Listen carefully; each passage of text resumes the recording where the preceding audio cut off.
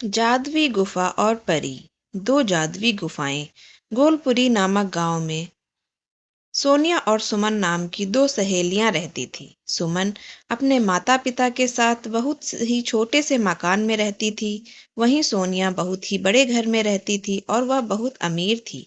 सुमन बहुत ही अच्छी और ईमानदार लड़की थी, तो सोनिया बहुत ही घमंडी और लालची लड़की थी। परंतु वे दोनों साथ में ही स्कूल जाते और साथ में ही घर आते और स्कूल से आने के बाद शाम को पार्क घूमने जाते थे। फिर एक दिन सुमन सोनिया से कहती है, सोनिया, तुम्हें पता है हमारे गांव के बाहर वाले जंगल में कोई गुफा है और मैंने सुना है जो कोई भी गुफा में जाता है वो वापस लौट कर नहीं आता। सुमन, ये सब कहने की बातें हैं, ऐसा कुछ भी नहीं है। चलो हम आज ही उस गुफा के पास घूमने जाते हैं। सोनिया, अच्छा तुम कहती हो तो चलते हैं।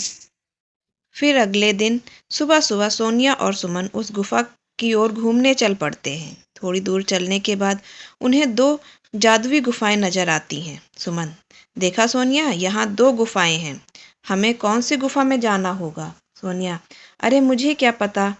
सुमन और सोनिया दोनों ये सोच रही थी कि कौन सी गुफा में जाएं।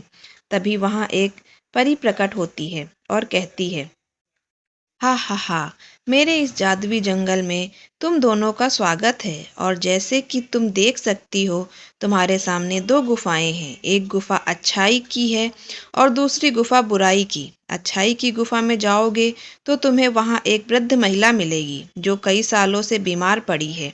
तुम्हें उसकी सेवा करनी होगी। और अगर बुराई की गुफा में जाओगी तो तुम्हें वहां ढेर सारा खजाना मिलेगा। परंतु याद रखना, उस गुफा में एक नागिन रहती है और ये तुम पर निर्भर करता है कि तुम कौन सा मार्ग चुनती हो, अच्छाई का या बुराई का। हा हा हा। इतना बोलकर वो परी वहां से गायब हो जाती है। सुमन, सोनिया, हमें अच्छाई की गुफा में चलना चाहिए। वहां बेचारी बूढ़ी काकी कितने सालों से बीमार पड़ी हैं। हम उन्हें इस हालत में नहीं छोड़ सकते। हमें जाकर उनकी मदद करनी चाहिए। सोनिया, हाँ, तुम ही जाओ अच्छाई की गुफा में, मैं तो बुराई की गुफा में जाऊंगी। सुना नहीं तुमने वो परी क्या कह रही थी कि बुराई की गुफा में हमें ढेर सारे खजाना मिल सकता है जो हमें माला माल कर सकता है। मेरी बात मानो, तुम भी मेरे साथ बुराई की गुफा में चलो। सुमन, नहीं सोनिया, मैंने बचपन से सीखा है कि हमेशा अच्छाई के रास्ते पर ही चलना चाहिए। पैसों का क्या है, पैसे तो आज हैं कल नहीं, परंतु हमारी अच्छाई हमेशा हमारे साथ रहती है। तुम्हें तो कुछ कहना ही बेकार है। सोनिया, मैं तो चली अपनी बुराई वाली गुफा में, तुम भी जाओ अपनी अच्छाई की गुफा में। इतना कहकर सोनिया बुराई वाली गुफा में चली जाती है और सुमन अच्छाई के। सुमन को थोड़ी दूर चलने के बाद गुफा के अंदर बहुत ही खूबसूरत दुनिया नजर आती है, जहाँ बहुत ही सुंदर सुंदर फूल खिले होते हैं, तरह तरह के फल लगे होते हैं। सुमन को बहुत भूख लगी थी तो वो पेड़ से फल तोड़कर खाने लगी। सुमन, वाह कितने स्वादिष्ट फल हैं। तभी सुमन को वहां एक कुटिया नजर आती है जिसमें से खांसने की आवाज आती है। सुमन उस कुटिया के पास जाती है और कहती है, अम्मा। खांसने की आवाज। सुमन, मैं आ गई हूँ आपकी देखभाल करने, अब आप जल्दी से ठीक हो जाएंगी। सुमन सच्चे मन से उस अम्मा की देखभाल में लग जाती है, दिन रात उनकी सेवा करती है। सुमन रोज कुटिया की सफाई करती है, झाड़ू लगाती है, पशु पक्षियों को खाना खिलाती है और बहुत ही अच्छे से अम्मा का ख्याल रखती है। वहीं दूसरी तरफ सोनिया के बुराई की गुफा में अंदर जाते ही उसे बहुत ही अजीब और डरावनी दुनिया नजर आती है। उसे बहुत ही डरावनी आवाजें सुनाई देती हैं। सोनिया खजाने की लालच में आगे बढ़ती रहती है। सुबह से शाम हो जाती है। सोनिया को बहुत भूख भी लग रही होती है। सोनिया, उस परी ने तो कहा था कि यहाँ खजाना है, पर मुझे दूर दूर तक कोई खजाना नजर नहीं आ रहा और मेरी भूख से जान जा रही है। फिर थोड़ी और आगे चलने पर सोनिया को कुछ चमकीली हुई सी वस्तु दिखाई देती है। सोनिया, अरे वाह, मिल गया खजाना। मैं जल्दी से उस खजाने के पास जाती हूँ और सारा खजाना ले लेती हूँ, फिर मैं अमीर बन जाऊंगी। हा हा हा, ये सोचकर सोनिया खजाना लेने के लिए आगे बढ़ती है। उसे वहां ढेर सारा खजाना नजर आता है। सोनिया, अरे वाह, इतना सारा खजाना। सुमन तो पागल है जो अच्छाई की गुफा में चली गई। अगर वह मेरे साथ बुराई की गुफा में आती तो उसे भी इतना सारा खजाना मिलता। पर कोई बात नहीं, अब ये सारा खजाना अकेले मेरा है। हा हा हा। ये सोचकर सोनिया जैसे ही खजाने को हाथ लगाती है, वो खजाना गायब हो जाता है। सोनिया, अरे ये क्या, ये खजाना मेरे हाथ में क्यों नहीं आ रहा? इस प्रकार सोनिया जैसे ही खजाने को लेने के लिए हाथ आगे बढ़ाती, खजाना गायब हो जाता, और अगर हाथ पीछे करती तो खजाना वापस आ जाता। सोनिया, अरे ये क्या हो रहा है मेरे साथ?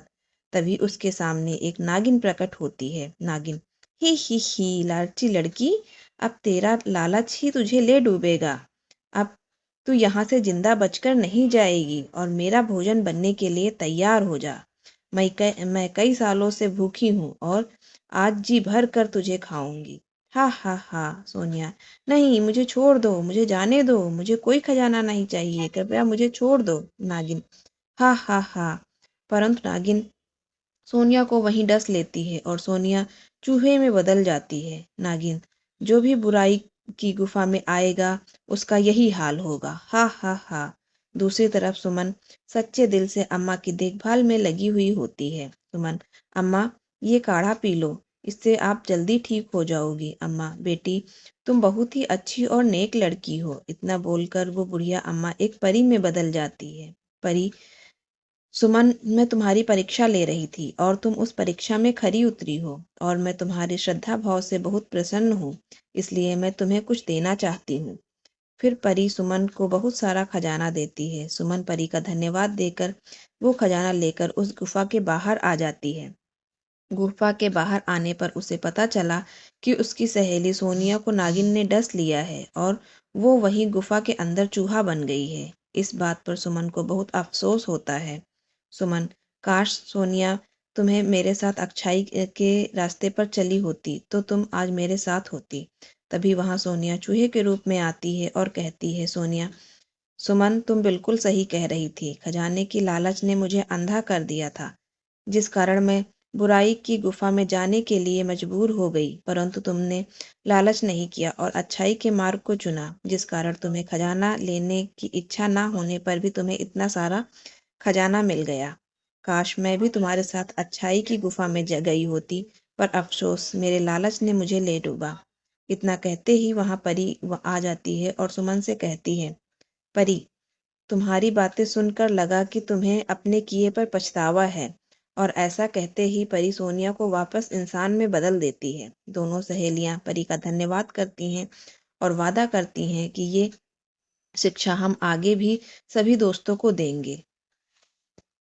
आप सबको यह कहानी कैसी लगी मुझे कमेंट करके ज़रूर बताइएगा, और ऐसे ही प्रेरणादायक और रोचक कहानियों के लिए मेरे चैनल पर बने रहिए। Please like, share and subscribe my channel. Bye bye, thank you.